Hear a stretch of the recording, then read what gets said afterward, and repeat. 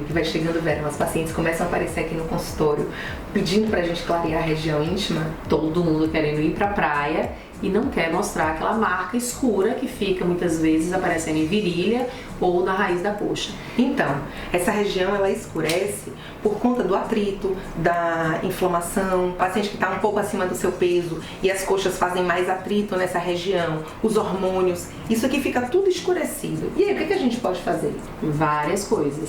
O mais simples é o que a gente chama de peeling químico. O peeling químico, a gente normalmente faz uma preparação da paciente domiciliar com creme clareador e depois que afina um pouquinho mais a pele, a gente no consultório coloca um creme, que na verdade é um ácido, que vai corroer essa camada mais superficial, fazendo o peeling. O peeling vem do to peel, de depitelizar, então de descamar.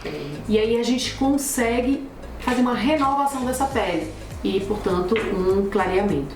O peeling, Cris, sempre chama atenção. Então, a parte do verão, que todo mundo percebe, porque vai usar um biquíni, mas a gente sempre evita ao máximo, porque o sol ajuda a queimar.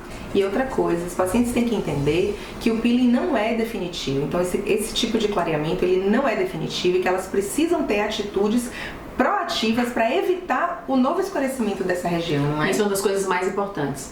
Então, ver o método de depilação. Às vezes a paciente faz uma depilação e eu fico sempre assim meio receosa de tocar esse assunto. Muita gente faz depilação com cera, então uma cera quente. E eu gosto de usar sempre o termo. Imagina que você pega alguma coisa de metal quente e você a cada 21 dias você pressiona a pele no mesmo local com algo quente. O que vai acontecer, Cris, com esse local? Vai começar a ficar vermelho e manchado, né? O corpo da gente se protege, gente. Então, o aquecimento do tecido vai fazer com que o seu corpo escureça. E a segunda coisa da depilação, a cera, flacidez. Com certeza, imagina aquela cera quente puxando a sua pele, tá? Puxando essa região a cada 3 semanas, 4 semanas, durante 1 ano, 2 anos, 3 anos, o quanto que essa região não vai ficar flácida também. Ainda falando sobre depilação, o barbeador. O barbeador causa o que, Cris? Pode fazer a inflamação dessa região, encravar os pelos. As pacientes ficam fazendo aqueles quadros de foliculite, que é inflamação, com alguns pontinhos de pus nessa região, que além de ser doloroso, ainda mancha. Então, é preciso pensar bastante no método de depilação, porque é uma das coisas que facilita o escurecimento e surgimento de manchas nessa região. Outra coisa, roupas justas. O atrito. Se você atritar a pele vai reagir. E ela reage como? Escurecendo, hipertrofiando. Ela fica mais escura e mais grossa. Então, roupas justas atritando escurecem também o tecido. Então, calcinha, a gente sempre pede para o paciente tentar mudar a calcinha, tirar a calcinha de elástico e botar a calcinha sem elástico ou tipo aqueles shortinhos, que não vai fazer essa hiperpigmentação. Imagina a calcinha de elástico, aquele elástico grosso, marcando essa região o dia inteiro, o quanto que isso não vai fazendo escurecer com o tempo. Imagina se a paciente usa isso todos os dias. Vai escurecer e não adianta fazer um tratamento para clarear se você mantém aquilo que está fazendo escurecer. Algumas fases da vida não tem jeito, então hormônio vai ajudar com aquilo hiperpigmento. As pacientes grávidas ficam super preocupadas, escurece tudo, mas normalmente depois do parto essa região ela tende a clarear naturalmente. Às vezes não volta ao que era antes, mas geralmente clareia bastante.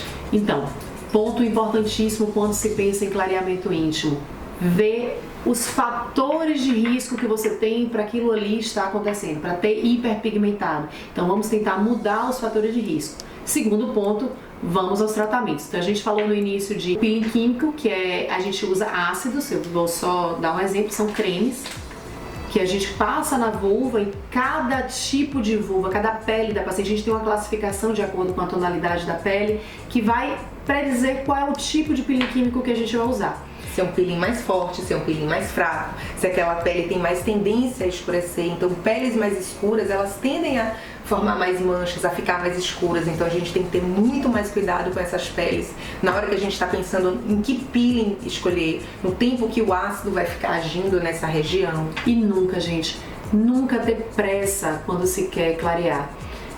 Normalmente a gente faz o registro fotográfico no início, porque muitas vezes a paciente vai clareando aos pouquinhos, ela nem percebe o quanto já está clara. Quando a gente fotografa no decorrer do trabalho, ela vê o quanto já clareou.